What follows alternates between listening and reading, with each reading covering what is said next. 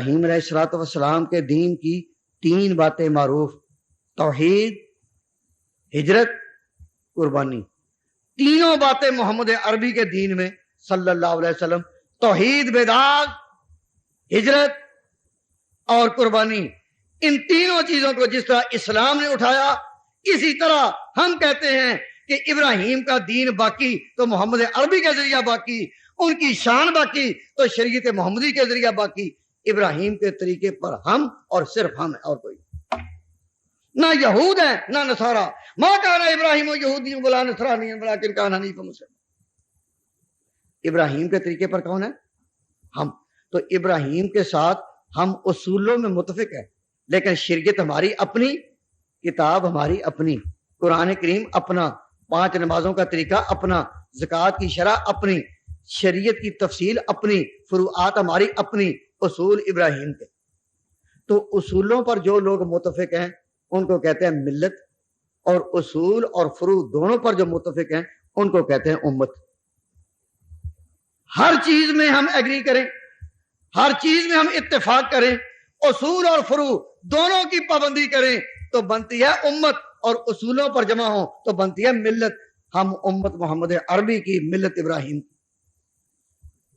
بھئی ہر ایک بات میں، شریعت کے ہر پیرایا میں، شریعت کے ہر انداز میں ہم کس کے پیچھے ہیں؟ حضور کے۔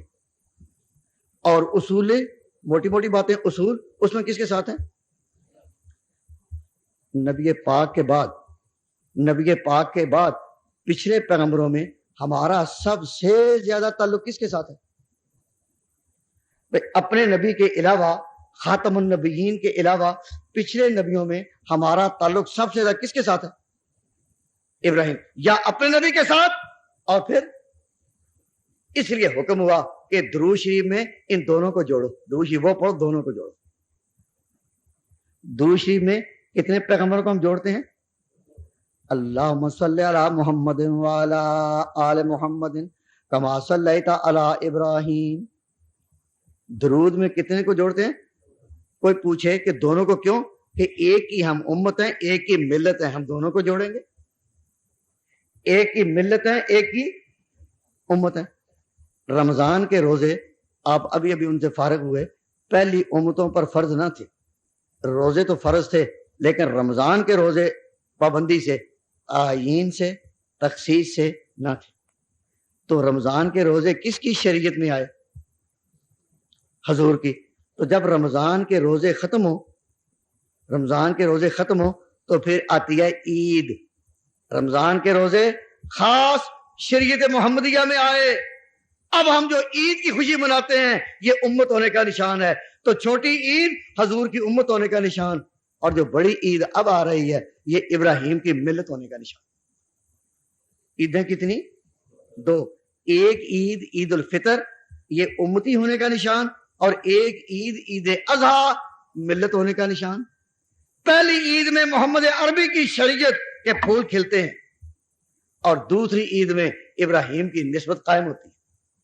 ابراہیم علیہ الصلوۃ والسلام نے خانہ کعبہ بنایا تو اس عید سے پہلے حاجی جو ہیں وہ اس کے گرد طواف کرتے۔ حضور سے پوچھا گیا ما حاضر اضاحی یا رسول اللہ، اے اللہ کے پاک پیغمبر یہ قربانیاں کیا ہیں؟ فرمایا سنت ابیکم ابراہیم، یہ ابراہیم کا طریقہ۔ اب جب عید آ رہی ہے، حج کے بعد جو عید آ رہی ہے، تو اکثر مسجدوں میں عید اضحیٰ اور قربانی کے بیانات ہوں گے۔